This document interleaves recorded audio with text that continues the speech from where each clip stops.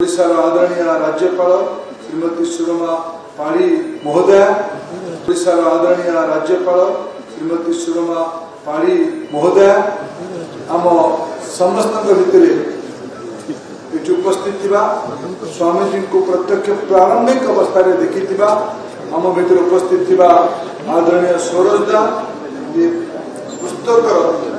लेखक द्वय श्री पी नंद महाशय, बांछानिधि महाशय तथा प्रकाशक बंधु प्रभात जी और विभू भाई, समस्त मंत्रिमंडल सदस्य बंधु माने, सांसद और विधायक बंधु माने, पूज्य संत समाज, विचार परिवार समूह समस्त बंधु माने, समस्त नागरिक बंधु माने, मीडिया बंधु माने, मोर सौभाग्य स्वामीजी पुस्तक विमोचन उत्सव रे मुझे जोग दे पार। स्वामीजी संपर्क पिला आम घरे आम जो कथा ये उल्लेख कर कथा को उल्लेख कर समस्ते स्वतंत्र संग्राम अभूला स्मृतिर दायक मान मु स्वामीजी को यही जानी पिला दिनु से दाशरथी पाणी आम दाशरथी पाणी आम अंचल पवित्र मोहन प्रधान जन अनन्य अनुजाई थे। दाशरथी पाणी ये हेले भाई मामू पुओ भाई। स्वामीजी संपर्क अनेक कल्चर लोक कथा अच्छी स्वामीजी या करते गाँव जन बहुत गुरुजन बुढ़ा देखा तो तुम जान स्वामी लक्ष्मण कौन करती कीर्तन करती और 5-5 फुट ऊपर को कीर्तन कर चढ़ी जाते। ये प्रकार अनेक लोक कथा में शुणी आज ठीक 40 वर्ष पूर्वे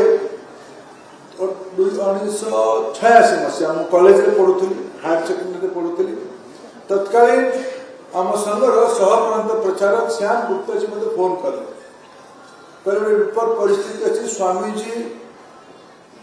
पाणीगोल आश्रम अच्छे अनुगुल आम तालचेर भीतर पाणीगोल आश्रम अच्छे। पाणीगोल आश्रम से शुणा जागर सरकार स्वामीजी को गिरफ्त कर तुम्हें किसी साहाय्य कर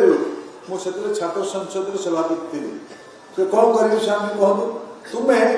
40-50 जन पिला नहीं रात जगी पार मोर बिल्कुल जगी पारे मु स्वामीजी को प्रत्यक्ष केवे देखी नी आम आम घर 10-15 किलोमीटर दूर हम मोर कार्यकर्ता बंधु मान सांगसाथी मैं डाकिकी आम रात पहुँचलु स्वामीजी से पाणीगोल आश्रम स्वामीजी चिन्हा परिचय ना आम मुझे जानी धड़ सार से रोते आम संघ चालक घर रोली गाँ पाखे आश्रम थिला। स्वामीजी पचारे ठेंगा आनीच तुम जो आसी युवक माने ठेंगा धरिक आसी